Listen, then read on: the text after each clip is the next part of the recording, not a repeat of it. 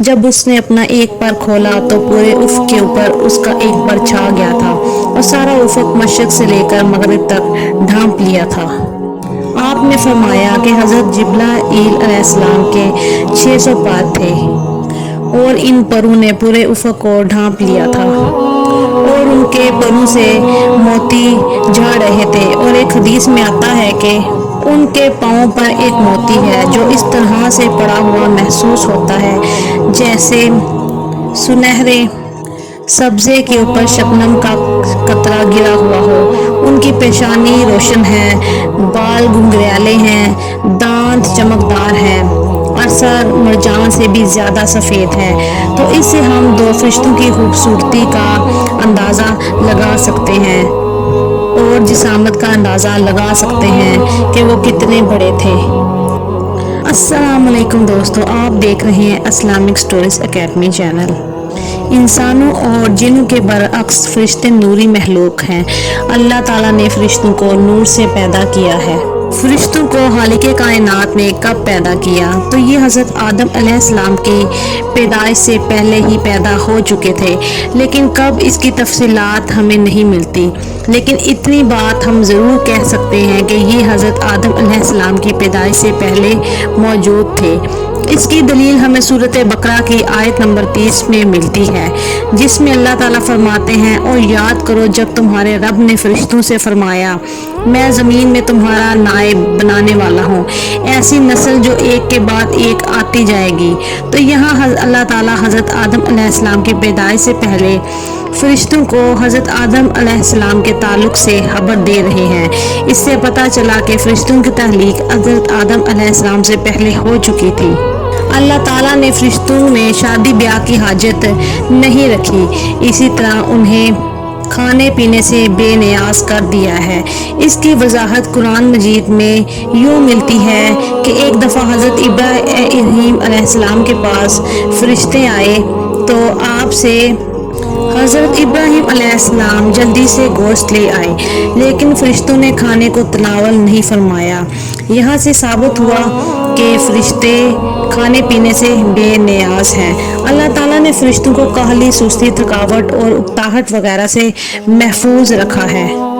وہ صبح و شام اللہ کے کاموں میں مشغول رہتے ہیں۔ فرشتے آسمانوں میں رہتے ہیں اور مختلف کاموں کے لیے زمین پر اترتے ہیں، پھر واپس آسمان پر چلے جاتے ہیں۔ قرآن مجید میں ایک مقام پر خود فرشتوں کی یہ بات مذکور ہے کہ ہم تیرے حکم کے بغیر زمین پر نہیں اترتے۔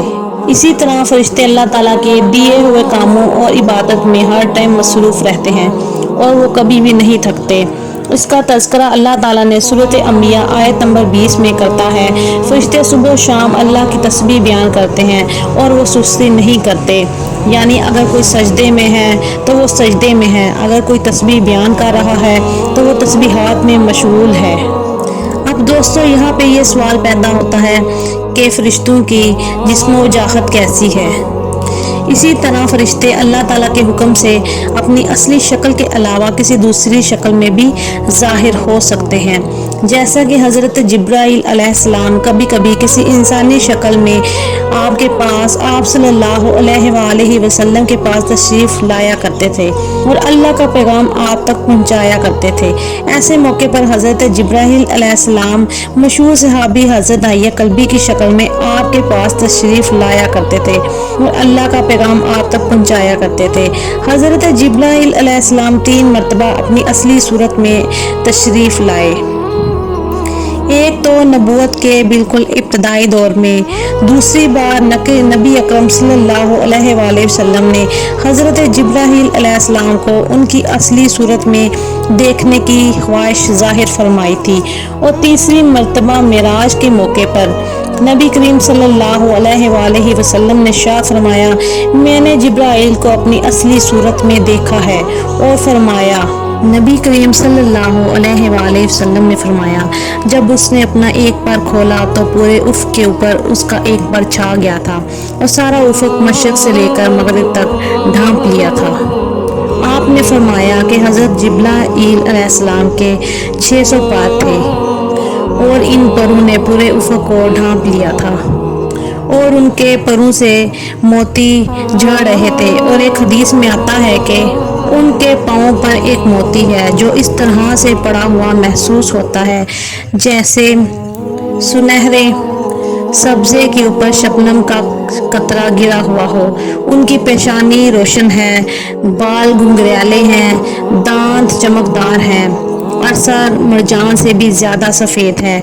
तो इससे हम दो फरिश्तों की खूबसूरती का अंदाज़ा लगा सकते हैं और जिसामत का अंदाज़ा लगा सकते हैं कि वो कितने बड़े थे।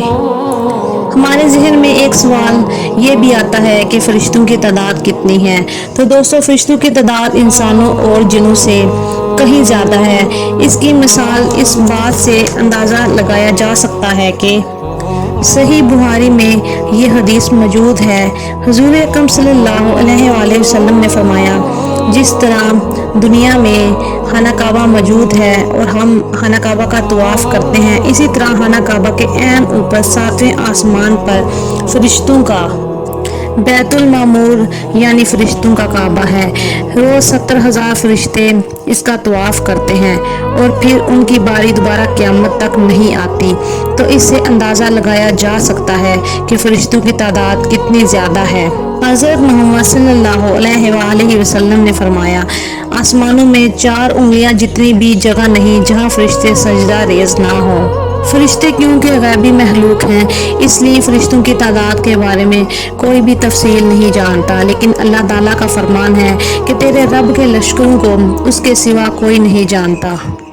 फरिश्तों में कोई फरिश्ते छोटे हैं, कोई फरिश्ते बड़े हैं। कुछ फरिश्तों के 2-2 पर हैं, कुछ फरिश्तों के 4-4 पर हैं और इसके अलावा कुछ फरिश्तों के 600-600 पर हैं। फरिश्तों को अंबिया अलैहिस्सलाम के अलावा कोई नहीं देख सकता। हमारे इर्द गिर्द हज़ारों लाखों की तादाद में फरिश्ते आसमानों और ज़मीनों में अपने कामों में मसरूफ़ रहते हैं, लेकिन वो हमें नज़र नहीं आते। उनको देखना हमारे लिए बस तभी मुमकिन है अगर वो इंसानी शक्ल इख्तियार करके हमारे सामने आए।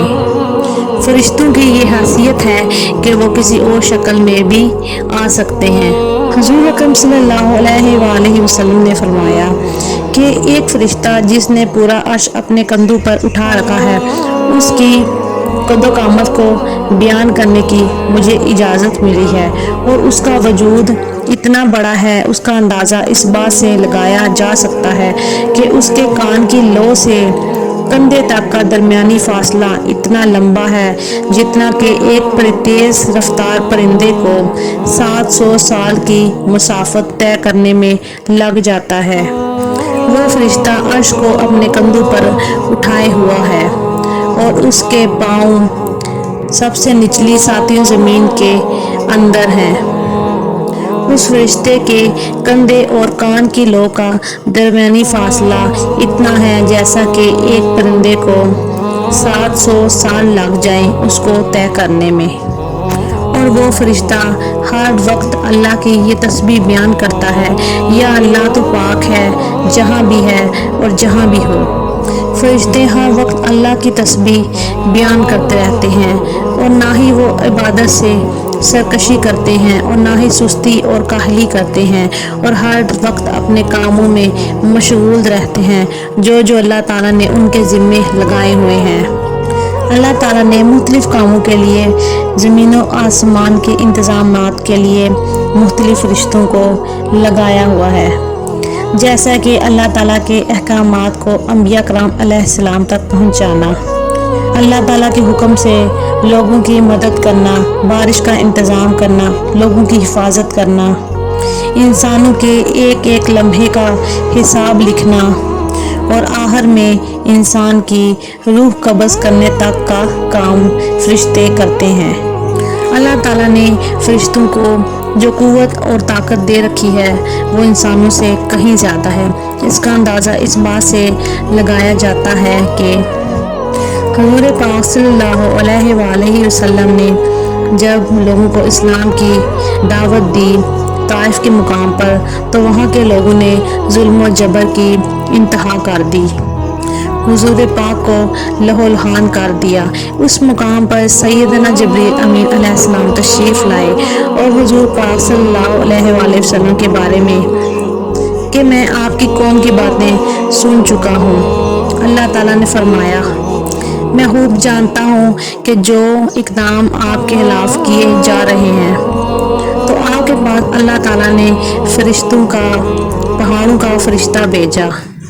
पहाड़ों का फरिश्ता हुज़ूर पाक से मुखातब हुआ, सबसे पहले सलाम पेश किया और फिर अर्ज़ की, अगर आप हुक्म फरमाए तो मैं इस कौम को दो पहाड़ों के दरमियान में पीस के रख दूं। मैं आपके हुक्म की तामील करूँगा।